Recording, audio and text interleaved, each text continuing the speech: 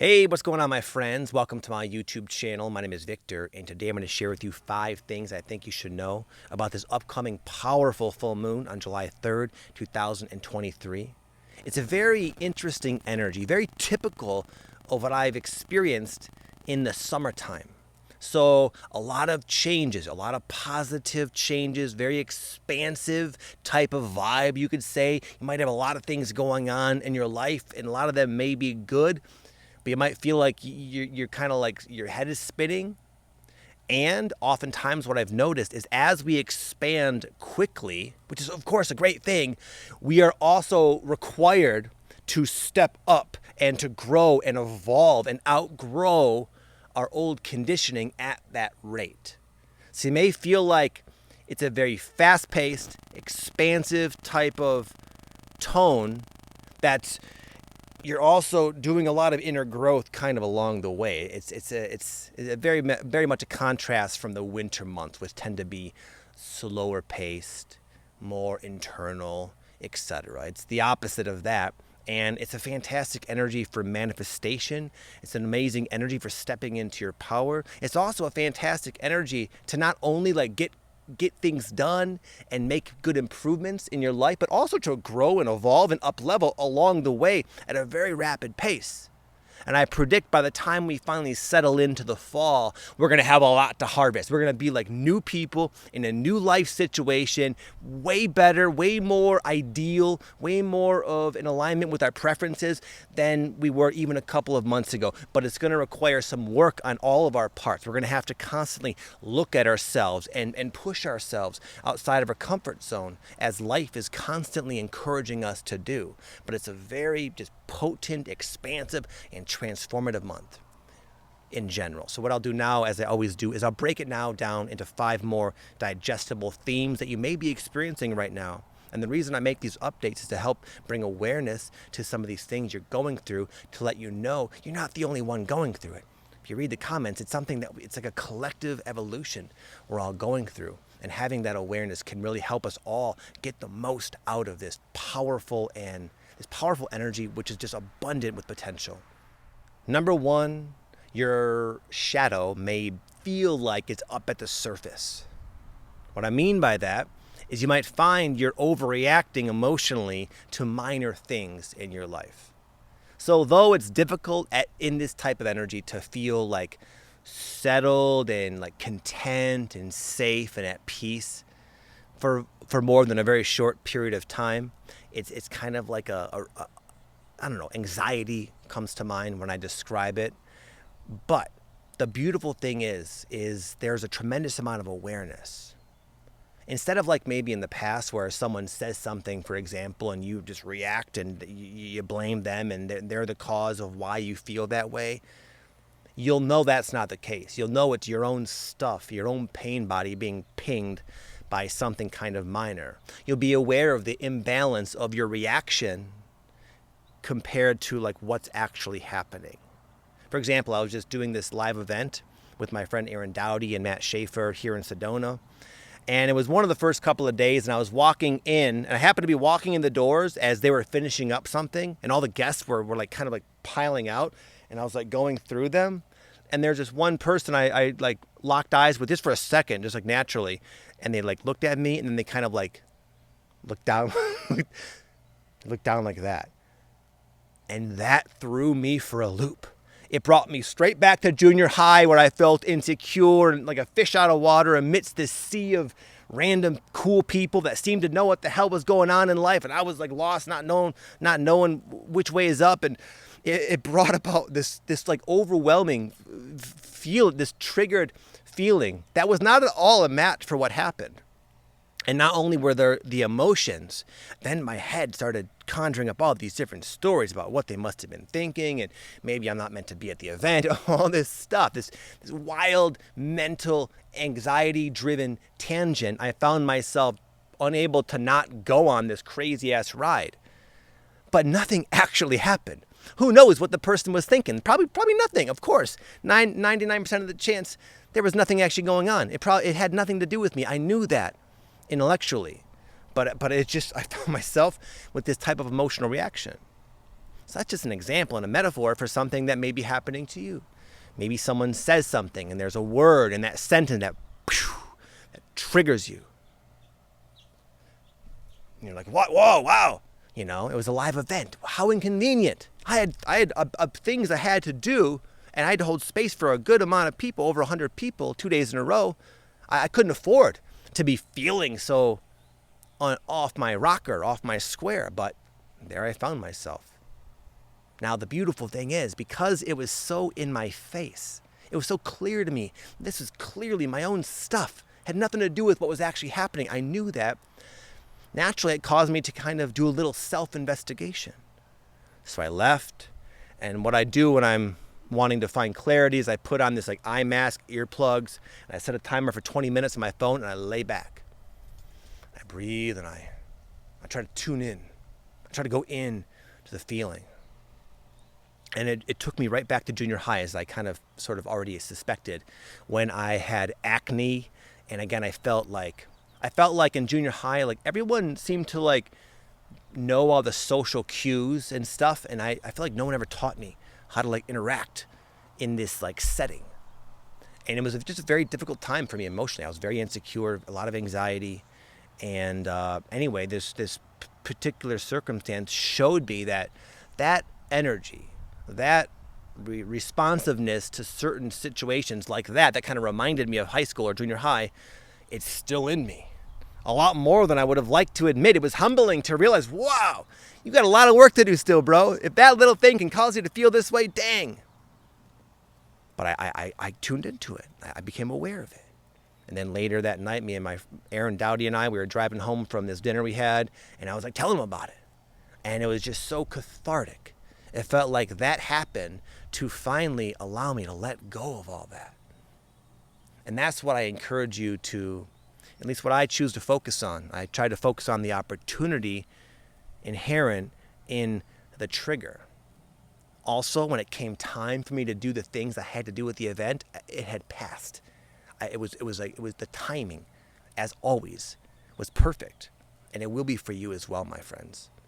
Number 2, melting your heart walls.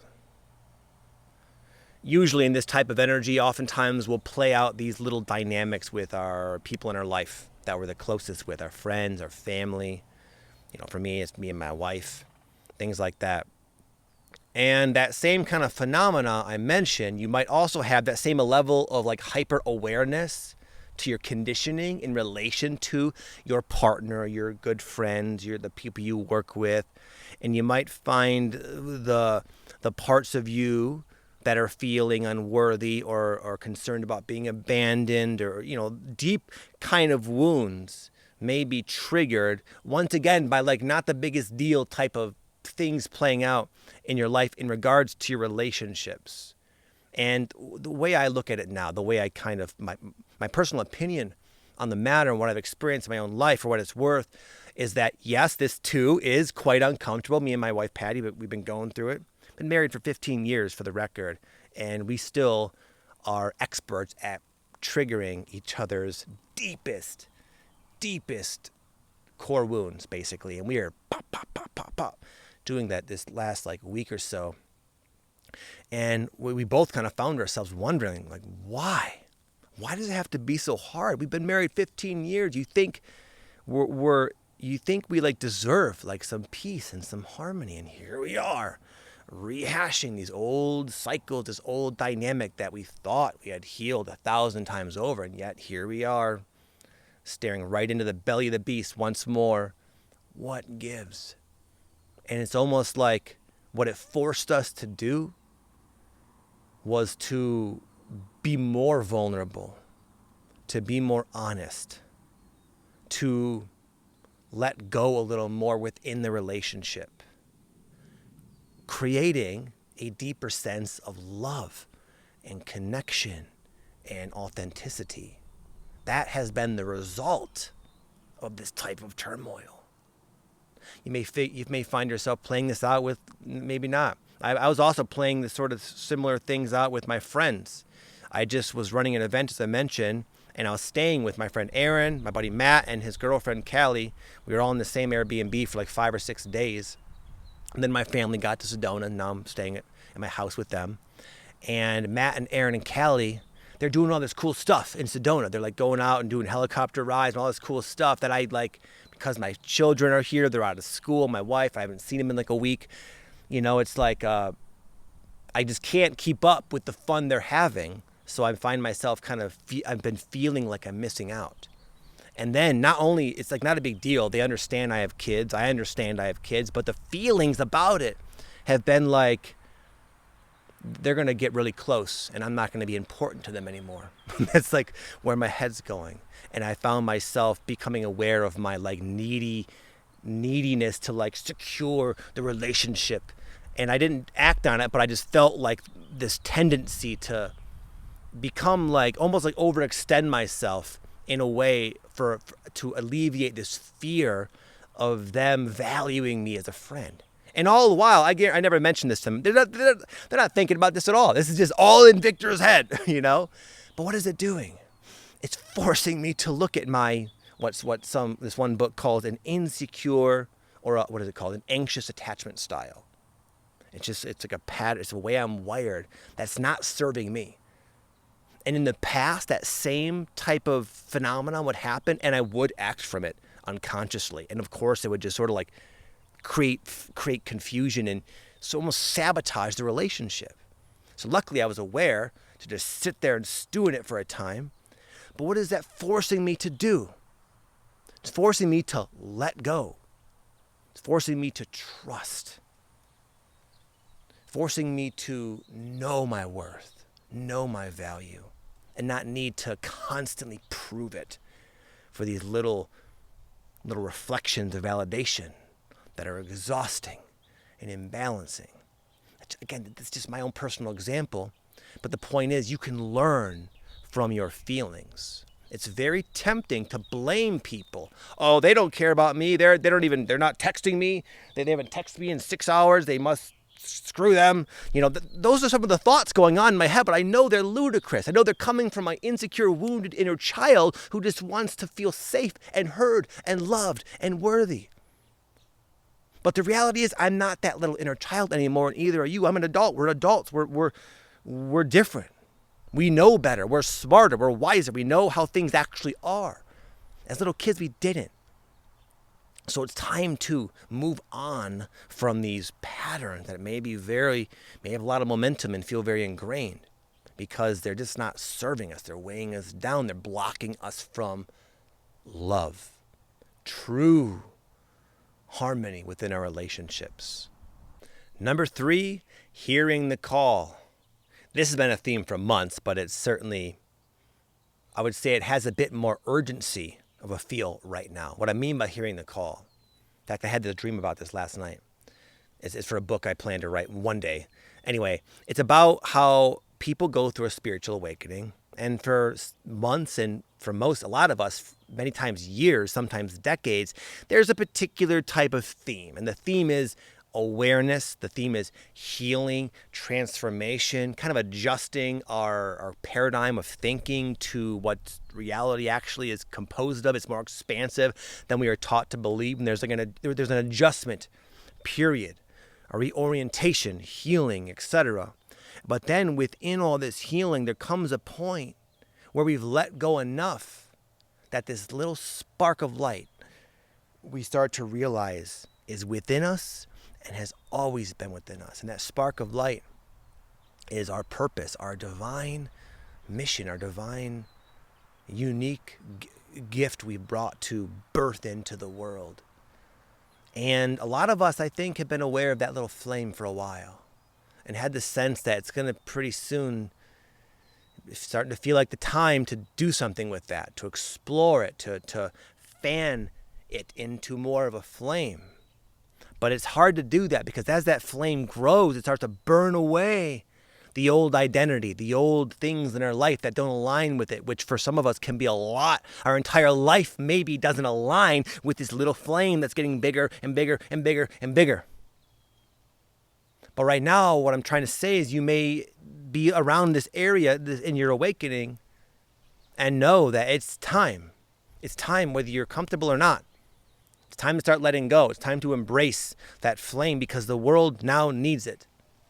For a long time, the stage has been like being set for this big, like, I want to say 100th monkey effect type of like large scale human evolution of human consciousness. But it's not going to just happen. It's not because the full moon's passing by. It's not because of Neptune's orbiting this. It's because of people like you. It's a accumulation of individuals, you and I, deciding to see what that flame has to offer themselves and the world. And it's scary and it's challenging, but it's time to do it. And it might not be perfect. You might not feel it. You're not going to feel ready. You're not going to feel like it's all like figured out. But it's up to you to figure it out. It's up to you to just do your best to try things out and see what fits and what feels right. My wife is going through this. She was, normally Patty helps us at these like retreats / events that we do. And because she had to watch my children, my babysitter wasn't around, she wasn't really a part of it that much, except for during the breath work. But anyway, she was saying that she felt like left out. She felt like she should be there. And there was like a void she felt. But she knew she couldn't come because she had the kids. My 2 boys get bored at these events. They come a little bit. But anyway, what Patty concluded from that, it was this, that it's time to do her own thing.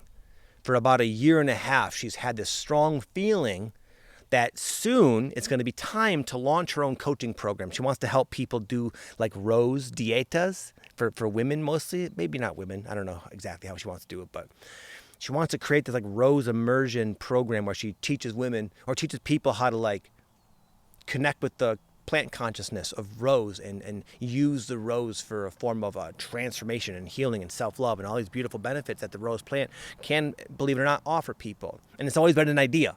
But right now, in this exact time, she's figuring it out. She's talking to her friends who are coaches, and she's starting to write down notes. We're going to be getting this thing going probably very soon because it is time.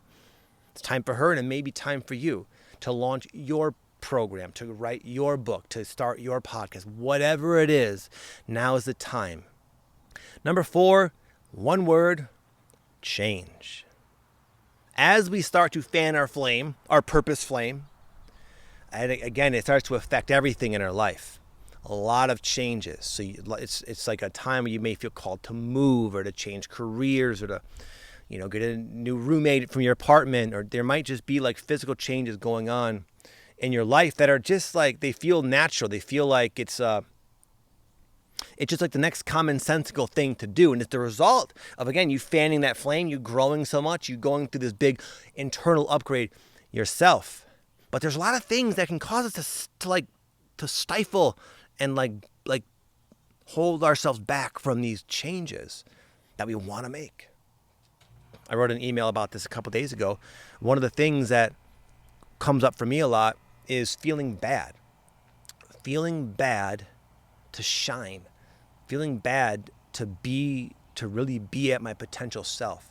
Because I've seen it sometimes in the past when I would do that. I'm aware of how other people, how it affects them. When you shine, there will be likely, for some of you, a percentage of people that are already in your life that your light causes them to feel small.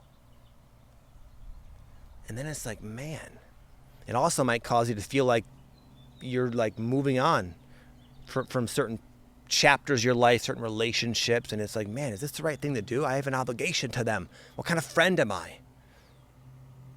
But as you may have seen, that guilt just keeps you stuck where you don't belong, and it never ends well anyway. It's not meant to be. It's vibrationally incompatible. It's impossible, basically. I was just watching an Eckhart Tolle YouTube video this morning, actually, and he was talking about this. He was talking about how sometimes within a relationship, one person all of a sudden starts awakening, as he put it, and therefore goes through a rapid period of like evolution. And then this person asking the question in the video said, well, what do you do? What do you do? It's hard. He said, it is hard. It is hard. And it just kind of is what it is. He said it's something that just happens. And the best thing to do is accept it. And I've learned, because I never knew, for a long time, I would not really let my intuition guide me, and I would just sort of cling to things, cling to relationships out of guilt. And it would always like be the parting was always worse. So that might be a component of it. You might also just be holding yourself back. Maybe you're afraid of your own light, your own power. Maybe you're afraid to shine. What does that mean if you shine? It's a lot of responsibility. Be shining so brightly. You better be able to maintain it. Better not mess it up. Better not do it wrong. This could be going on in your head as well. And there's a lot of other different types of, reasons we block ourselves because of our conditioning. But regardless, change is happening. Change is the only constant in life, essentially. We all know that, obviously.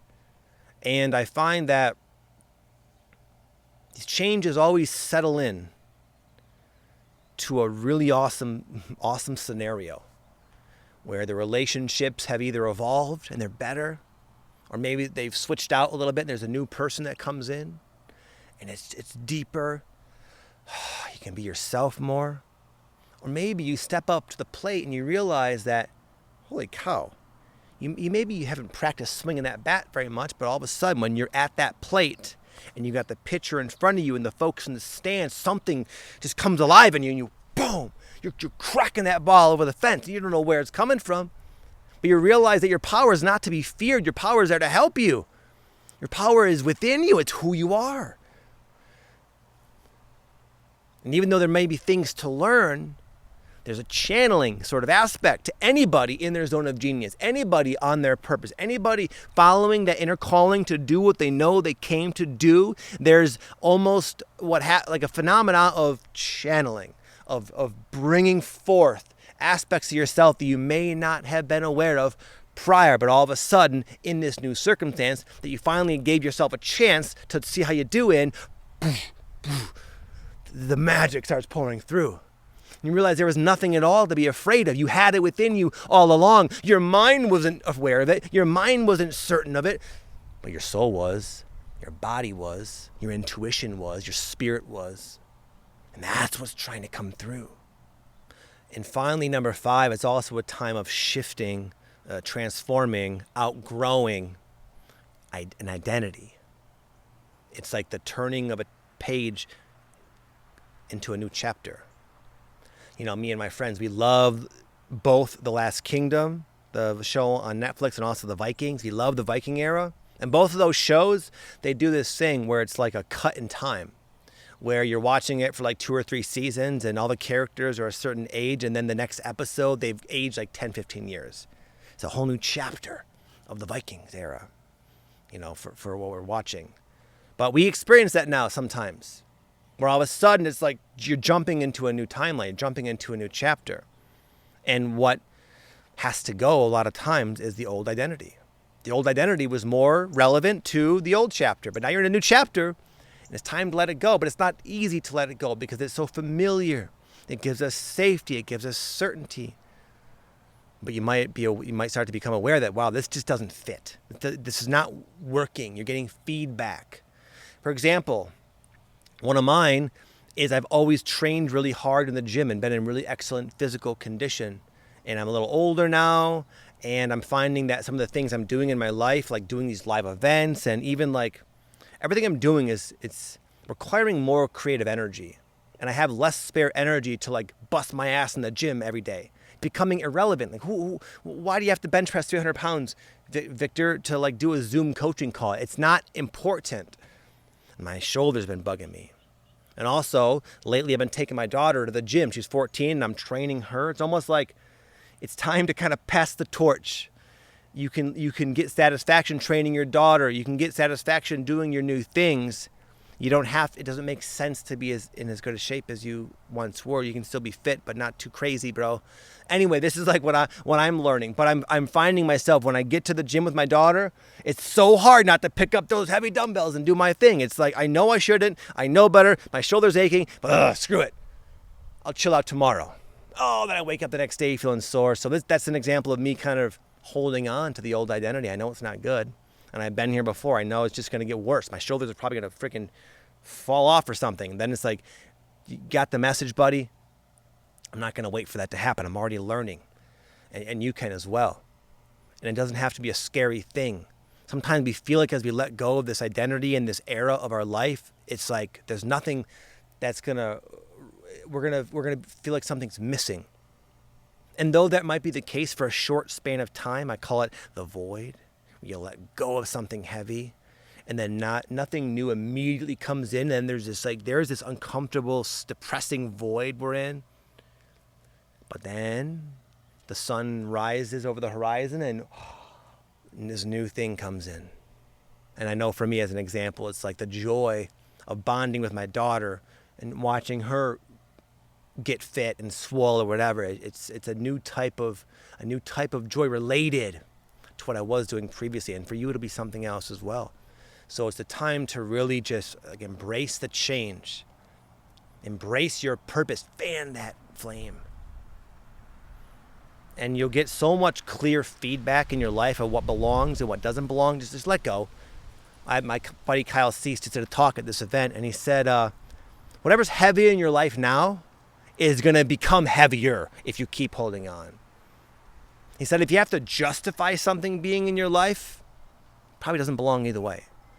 This guy, Kyle, he's a master at letting go and trusting the universe. He's done it in a very inspiring and very real way, and he's definitely an example of how it's such a better way of going through life. When you actually trust the flow of your life. You actually trust a higher power. You trust the universe.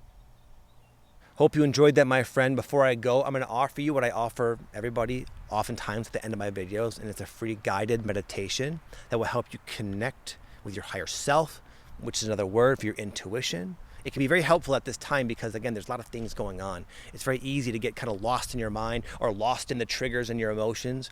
This is something I made that you can just kind of pop on and listen to and drop back in. Not to my truth, but to your truth, your power, your space of clarity. And then you can have a much smoother ride through this full moon energy. So I'll leave a link down below if you want to check it out. With that said, have an amazing day, my friends. Much love to you all. Peace.